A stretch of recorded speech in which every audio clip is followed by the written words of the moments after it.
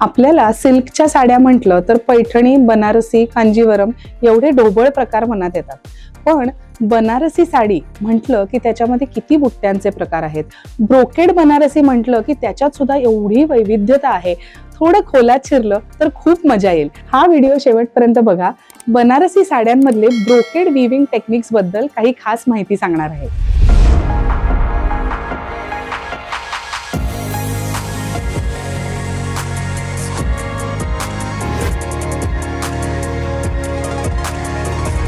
Hello everyone, welcome to Pratha. This is Kavita Koparkar.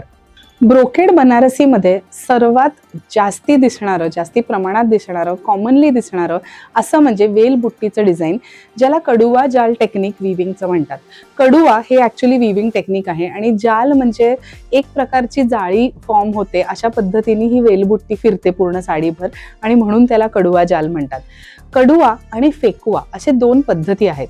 कडुआ म्हणजे brocade viewing, intricate viewing, पण त्याच्यामध्ये कुठेही मोटर, मशीन अशी हेल्प घेतलेली नसते आणि त्यामुळे ही साडी जर का तुम्ही मागणं बघितलीत तर कधीही त्याच्यामध्ये तुम्हाला कुठलेही धागे, मोठे मोठे धागे सुटलेत किंवा ते मध्ये कट केलेत असं दिसणार नाही. ओके, सो ह्या पद्धतीचं कडुआ जाल जे असतं त्याला कडुआ म्हणतात. तसंच दिसणारं, सेम दिसणारं पण त्याला फेकुआ म्हणतात असं जे विविंग टेक्निक आहे त्याचं तुम्हाला दाखवणार आहे. कारण या प्रकारच्या साड्यांबद्दल आम्हाला खूप प्रश्न विचारले जातात की तुम्हीच म्हणता की हँडलूम साडी असेल तर मागच्या बाजूला धागे कट केलेले दिसणार नाहीत, पण मग ह्या साड्यांमध्ये का दिसतात. तर ही आहे एक बनारसी कडुआ विविंग किंवा कडुआ डिझाईन, जाल डिझाईनची विविंग साडी. पण हे टेक्निक जर का आपण टेक्निकली विचार करायला गेलो तर हे जे विविंग टेक्निक आहे त्याच्यामध्ये फेकुआ टेक्निक यूज केले. म्हणजे काय, थोडी मोटरची हेल्प घेतलेली असते जेणेकरून हे संपूर्ण साडीचं जे विविंग आहे ते थोडं फास्ट होतं. त्याच्यामागे एकच असं होतं की मागच्या बाजूला थोडे थ्रेड्स लांब पर्यंत जोडले गेलेले असतात आणि हे थ्रेड्स तुमच्या ज्वेलरीमध्ये अडकू नयेत, कुठे ओढला एखादा थ्रेड जाऊन ती साडी खराब होऊ नये यासाठी पूर्ण डिझाईन बरोबर ते थ्रेड्स कट केलेले असतात.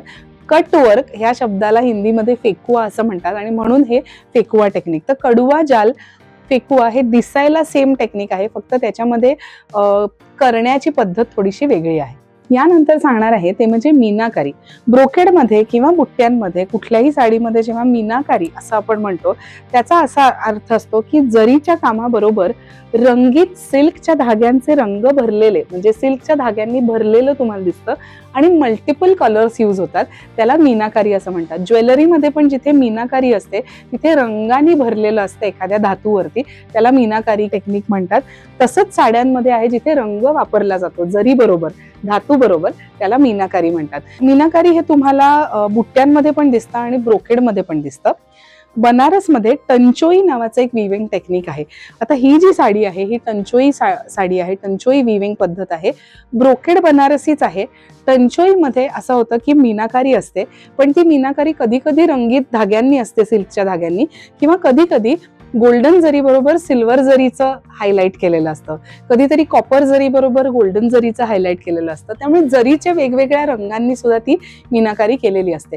टंचोई विविंग टेक्निकमध्ये तुम्हाला टिपिकल जी बनारसची जर आहे, सिल्वरिश गोल्डन कलरची जर, ती सोडून अँटिक जर, कॉपर जर, ब्रॉन्झ कलरची जर, असे वेगवेगळ्या रंगांच्या जरी पण तुम्हाला टंचोई विविंग टेक्निकमध्ये बघायला मिळते. आता जे टेक्निक मी सांगणार आहे ह्याबद्दल मी एक सेपरेट व्हिडिओ सुद्धा केलेला आहे, त्याची लिंक इथे कुठेतरी आम्ही मेन्शन करू. हे आहे रंगकाट टेक्निक. रंगकाट टेक्निक हे बनारसी साड्यांमधलं सर्वात वेळ लागणारं, त्याच्यासाठी नॉलेज लागणारं, जनरेशन्समधनं पास ऑन होणारं विविंग टेक्निक आहे, ज्याला मास्टर विवर्सच लागतात जे ते विविंग करू शकतात. रंगकाठमध्ये असं आहे, तुम्हाला संपूर्ण साडीमध्ये शेडिंग केलेलं दिसतं.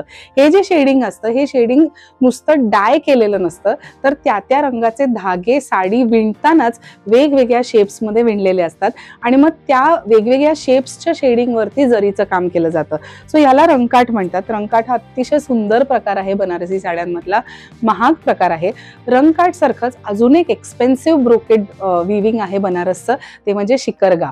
शिकरगाचा खरा लिटरल अर्थ आपण बघायला गेलो तर शिकरगा म्हणजे हंटिंग किंवा शिकार करायला जाणं. तर शिकरगा टेक्निक जे आहे बनारस विविंगचं त्याच्यामध्ये अनेक प्राणी, झाडं, झुडपं, कधी कधी ह्युमन फिगर्स, असं सगळे वेगवेगळे फिगर्स आणि वेगवेगळे मोटिव्स यूज करून अतिशय इंट्रिकेट जवळ जवळ जवळ जवळ जवळ असं विणलेलं तुम्हाला एखादी शिकार होतीये किंवा एखाद्या जंगलातला सीन आहे किंवा फक्त जंगल आणि प्राणी, असे वेगवेगळी डिझाईन्स क्रिएट केलेले दिसतात. शिकरगा हे सुद्धा प्युअर हँडलूम बनारसीचंच टेक्निक आहे. शिकरगा साड्या सुद्धा जशा रंगकाट साड्या मी तुम्हाला सांगितलं होतं की 60, 70, 75 हजारच्या पुढेच असतात, तसंच शिकरगा साड्यांचंही आहे. 1 लाख, 1.5 लाख, 2 लाख अशा या साड्या असतात, कारण ते वीव करायला लागणारं टेक्निक हे अगदी कमी विवर्सना जमतं आणि एक एक शिकरगा ब्रोकेड विविंगची साडी ही 1-1, 1.5 वर्ष बनत असते, प्युअर जरीमध्ये बनत असते आणि म्हणून हे टेक्निक तेवढं रेअर आहे. आज मी तुम्हाला बनारसी ब्रोकेड विविंग बद्दल ही काही माहिती सांगितली. कशी वाटली तुम्हाला ही माहिती नक्की सांगा.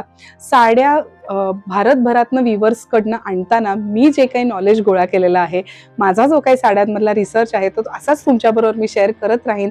अजून कुठल्या तुम्हाला विषयांवरती मी बोललेलं आवडेल हे कमेंट्समध्ये नक्की मेन्शन करा. प्रथा बाय कविता कोपरकर या यूट्यूब चॅनलला सबस्क्राईब करा.